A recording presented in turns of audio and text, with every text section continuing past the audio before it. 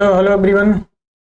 तो मार्केट में इस टाइम जो पैनिक सिचुएशन क्रिएट हुई है, ईरान और इजराइल के बीच जो कॉन्फ्लिक्ट चल रहा है, अब इसकी वजह से आज जो पूरा मार्केट है, ओवरऑल मार्केट डाउन आया। ऑलमोस्ट सारे स्टॉक गैप डाउन ओपन हुए। तो इस तरह की सिचुएशन में एक तो ये है कि हम अपने जो पोर्टफोलियो में स्टॉक हैं वो सेल करके निकल जाएं, या तो फिर उसको होल्ड करके रखें। अब जनरली क्या होता है, जो पहले यूक्रेन रसिया जो वार हुआ था, उस टाइम पे भी मार्केट में एक शॉर्ट टर्म जो में पैनिक सिचुएशन आई थी, माइल्ड सी वीकनेस भी रही कुछ दिन, लेकिन उसके बाद मार्केट रिकवर कर गया। उसके बाद आपने तो देखा ही, निफ्टी ऑल टाइम हाई पे, अपने जितने भी इंडेक्स हैं सब ऑल टाइम हाई पे गए। तो जो अपनी कंट्री का जो रिलेशन है वो कोई बहुत ज़्यादा डिपेंड नहीं है इस बार से रिलेटेड। कोई क्रूड ऑयल जो है उस पर थोड़ा बहुत इम्पेक्ट आ सकता है, लेकिन वो भी शॉर्ट टर्म है, क्योंकि क्रूड ऑयल के पास हमारे पास कई अल्टरनेटिव हैं। तो इसमें ज़्यादा कोई घबराने वाली बात नहीं है। जो आपके पोर्टफोलियो में स्टॉक पड़े हैं उसको आप आराम से होल्ड करके चलिए। तो जो स्टॉक नीचे प्राइस डाउन, जिन स्टॉक का प्राइस डाउन आया है, अब आज बहुत सारे जो स्टॉक ओवर वैल्यूड थे उनमें काफ़ी गिरावट आ गई है। 3% 4% प्राइस नीचे डाउन आया है। तो ये तो एक अपॉर्चुनिटी हुई। आप इसमें बाइंग अपॉर्चुनिटी समझ के फंडामेंटल चेक करिए, टेक्निकल चार्ट देखिए, उसके बेस पे इन्वेस्टमेंट करने की तो ये तो सबसे सही टाइम है। तो ये सारी चीज़ें समझ के मार्केट में काम करना होता है। तो अब बात करते हैं जो आज का हमारा स्टॉक है, जियोजीत फाइनेंशियल सर्विसेज। अभी एक बेसिकली स्मॉल कैप कंपनी, यहाँ पे आप देख रहे होंगे ओनली 1900 CR की कंपनी है, छोटी सी। पीई अच्छा है, पीई काफ़ी कम है, यानी कि प्रॉफिटेबिलिटी काफ़ी अच्छी है। तो बेसिकली इनका काम क्या है, फाइनेंशियल सर्विस वगैरह यहाँ पे आप पढ़ सकते हैं।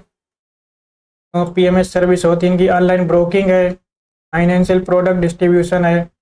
ये देखो पीएमएस सर्विस इनकी अवेलेबल है। तो ये सारे काम हैं, इनको आप डिटेल में यहाँ जाके इसको आप पढ़ सकते हैं। तो अब बात करें इसके फंडामेंटल की, तो अगर इसके पीएनएल स्टेटमेंट में देखें तो कंपनी की जो सेल्स हैं कंटिन्यू भी ऑल टाइम हाई पे चल रही हैं। ऑपरेटिंग प्रॉफिट है, ये भी ऑलमोस्ट ऑल टाइम हाई पे है। मार्च 2021 में इसका जो प्रॉफिट आया था उस टाइम ऑल टाइम हाई था। उसके बाद मार्च 2022 में 231 के आसपास था, क्योंकि इसके जो उस टाइम प्रॉफिट मार्जिन थे वो लगता है कंपनी ने काफ़ी स्ट्रेच किए थे, क्योंकि 45% 46%, इससे पहले कंपनी के मार्जिन 30 के आसपास रहे हैं ऑलमोस्ट। तो उस टाइम कंपनी के जो नेट प्रॉफिट निकल के आया तो काफ़ी इंक्रीज हो गया है। उसके बाद जो इसके मार्जिन था, प्रॉफिट मार्जिन, वो इनको जो नॉर्मल लेवल था उस पर ही लाना था। तो जो 35 उसके बाद इनके जो प्रॉफिट आए हैं इंटैक्ट हैं तब से। तो इस टाइम जो इसकी बैलेंस शीट है इसमें कोई कमी नहीं है, कंपनी प्रॉफिट जनरेट कर रही है, सेल्स भी इंक्रीज हो रही है।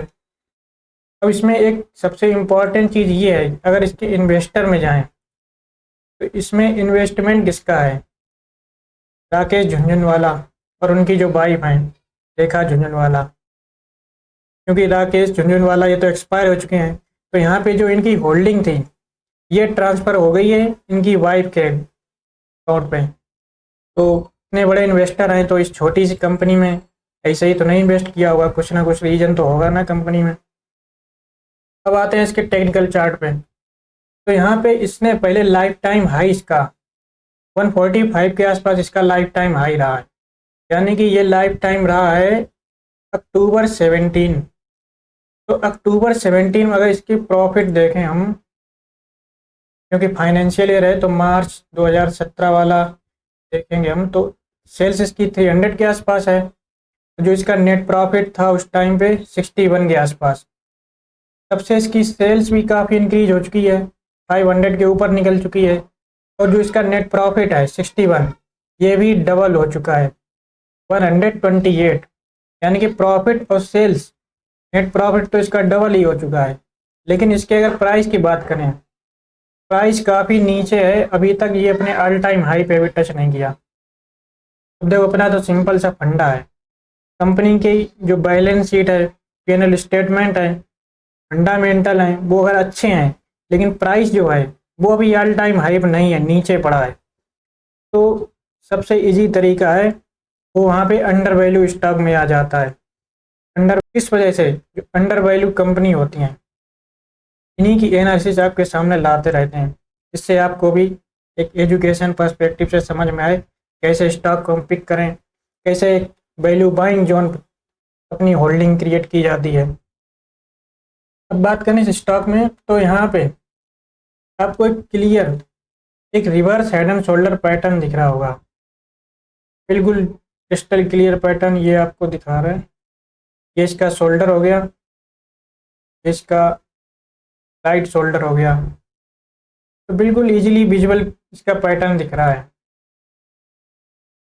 अगर इस स्टॉक की टारगेट की बात करें तो इसका टारगेट कैसे निकालेंगे, जो इसकी डेप्थ है इस डेप्थ को लेंगे, इसके जो रेजिस्टेंस लाइन है इसके ऊपर रखेंगे, इसका जो टारगेट निकल के आता है, जो टेक्निकल टारगेट है 131 के आसपास इसका टारगेट निकल के आता है, जो कि इसके लाइफ टाइम हाई के काफ़ी पास है।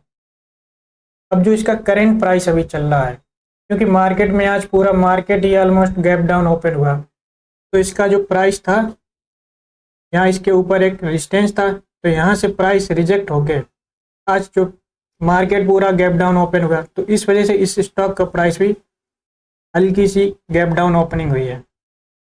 तो यहाँ पे इसका जो यहाँ पे आप देख रहे होंगे ये एरिया है, यहाँ से प्राइस ने वापस से जो अपसाइड मूवमेंट आया है, इतनी बड़ी बड़ी वॉल्यूम में ये जो कैंडल बनी है, तो ये यहाँ पे रिटेलर ने नहीं किया है, कभी भी बॉटम में रिटेलर नहीं परचेज करता है, ये सिर्फ ऑपरेटर या बिग इंस्टीट्यूशंस वगैरह होते हैं वही यहाँ पे परचेज करते हैं।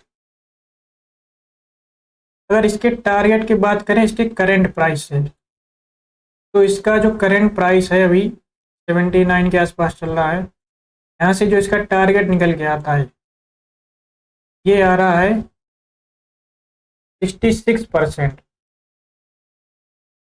अब ये 66% टारगेट अगर 1 ईयर के अंदर विद इन 1 ईयर आ भी जाता है तब भी काफ़ी एक अच्छा रिटर्न है, लेकिन पिछले जो ट्रैक रिकॉर्ड हैं ऐसे स्टॉक के उनको अगर देख के चलें तो इसमें 1 ईयर भी नहीं लगने वाला है, इसमें almost 5 to 6 month, with in 5 to 6 month के अंदर टारगेट अचीव होने की हाई प्रोबेबिलिटी है। मार्केट में 100% कुछ नहीं गा सकता। अब इसके अगर ऐसे पहले जो पैटर्न रहे हैं अगर उसमें दिखाएंगे टारगेट कैसे अचीव हुआ, तो एक स्टॉक है मोतीलाल, इस तरह से इसमें पैटर्न पहले बना था तो वहाँ पे एंट्री ली थी। अभी मोतीलाल ओसवाल का चार्ट है, यहाँ पे भी इस तरह से इसमें पैटर्न बना था, उसके बाद प्राइस में यहाँ पे ब्रेकआउट आया, यहाँ से मूवमेंट होके आज ये देखो अपने ऑल टाइम हाई के ऊपर निकल गया। उस टाइम इसमें एंट्री बनाई थी यहाँ पे, ये आपको एक छोटा सा reverse head and shoulder pattern दिख रहा होगा, ये यहाँ पे ये डबल शोल्डर बने, उसके बाद ये तो यहाँ से इसका जो ब्रेकआउट हुआ उसके बाद से प्राइस वापस नीचे आई नहीं, अपने ऑल टाइम हाई के अभी ऊपर निकल गया। ऐसे एक स्टॉक है CDSL, ऐसे कई सारे स्टॉक हैं, सेम पैटर्न CDSL में भी यही हुआ था। यहाँ पे अभी आपको दिख रहा होगा pattern reverse head and shoulder pattern, इस तरह से यहाँ पे भी इसने ऑल टाइम हाई हिट करके ऊपर मूवमेंट्स होगी। तो ये जो स्टॉक दिखाए हैं इनमें जो ड्राइंग बनी है ये तब से बनी है जब एंट्री ली थी, तब से अभी तक ड्राइंग भी नहीं हटी है। तो इसको दिखाने का मतलब ये था कि जब हम सही टाइम पे सही प्राइस पे एंट्री लेते हैं तो टारगेट जो होता है वो कैसे अचीव हो जाता है। फिर उसके बाद जब प्राइस ऊपर निकल जाता है तब हम सोचते हैं अरे यार उस टाइम एंट्री ले ली होती, ट्रेन निकल गई तो निकल गई, उसमें कुछ कर नहीं सकते। सेम पैटर्न इसमें भी बन रहा है कि CDSL मोतीलाल ओसवाल में टारगेट अचीव हुए, ऐसे बहुत सारे स्टॉक हैं, यहाँ पे सब दिखाते हो सकते नहीं। अब अगर अपनी बात करें तो इसमें टारगेट जनरली मेरा होता है कि जब इसमें यहाँ पे एंट्री ली है उसके बाद लाइफ टाइम जो हाई होता है वहाँ तक अपना टारगेट रखते हैं, उसके बाद प्राइस ऊपर जाए उससे मतलब नहीं, ऑल टाइम हाई तक वहाँ पे हम अपना प्रॉफिट बुक कर लेते हैं। उसके बाद प्राइस कहीं भी जाए उससे मतलब नहीं। सिर्फ प्राइस का जो टॉप और बॉटम वो तो प्रेडिक्ट किया नहीं जा सकता, जैसे मोतीलाल और CDSL में भी हुआ था, तो ऑल टाइम हाई था, तो उसके बाद भी प्राइस ऊपर निकल गया। लेकिन जो मेरा रूल है, all time high profit book करना है, बुक कर लिया। ऑल टाइम हाई पे एंट्री लेने की वो एक दूसरी स्ट्रेटजी होती है, वो कभी आपके साथ शेयर करेंगे आगे। तो आज की इस वीडियो में बस इतना ही, मिलते हैं नेक्स्ट वीडियो में। Thanks for watching.